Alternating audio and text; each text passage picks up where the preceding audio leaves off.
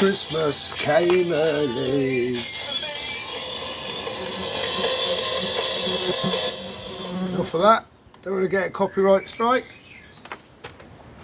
Put my little wireless away.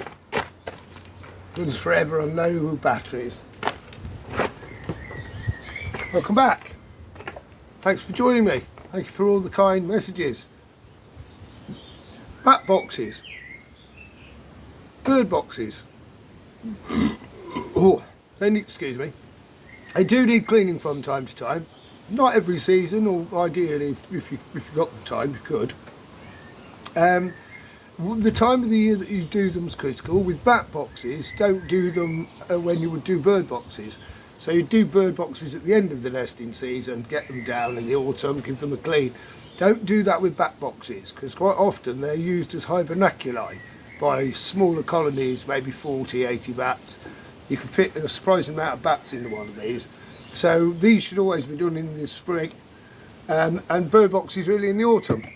This one I've got because this one's been a really reliable one for blue tits. Untold dozens of blue tits have emerged from that hole. But it wasn't used this year, so I thought I'd get it down, give it a clean, and then I realised why. It had a dead chick in it, so this chick had obviously died before it fledged, quite a large chick, and the bird couldn't get it out of the hole to clean the nest box itself, because they will do it themselves. You want to encourage birds, particularly the smaller ones. If you're growing your own food, and if you don't like flies, make sure you look after the local bird and avian wildlife, because they will, really help with your gardening by eating caterpillars and insects, and it'll just make your life nicer because there are fewer flies, and flies spread disease, especially if you've got a composting toilet. With bat boxes, they should really always be fitted on the facing south. They do need the heat, and so this one is going on the eaves there. I've got another one to clean up and do as well. This one's quite interesting because where it was previously sited, it actually got a wasp's nest in it, and they chewed all the wood and made their wasp nest. Had to put my bee suit on and clear them out. I think that's all I've got to say really.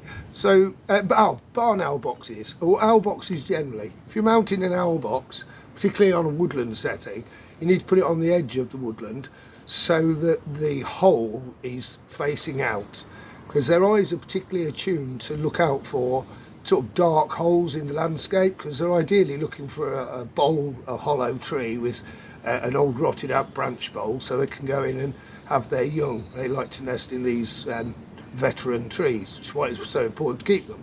But if you are putting a barn owl box or an owl box up, mount it so it can be seen from without the woodland. If you're amongst trees, make sure it can be seen, because if they're flying a mile off even, their eyes catch that dark hole and they'll come and investigate it, and hopefully you'll have some owls in there.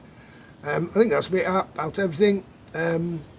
For further details, do a bit more of your own research, but it is important to look after the wildlife around you. As I said before, when you move in or you move off grid, you are moving into an existing ecosystem, and it's in your interests to cause as little disturbance as possible, and part of that is helping out the wildlife, and it mitigates some of the unnecessarily damaging behaviours of you just being there really.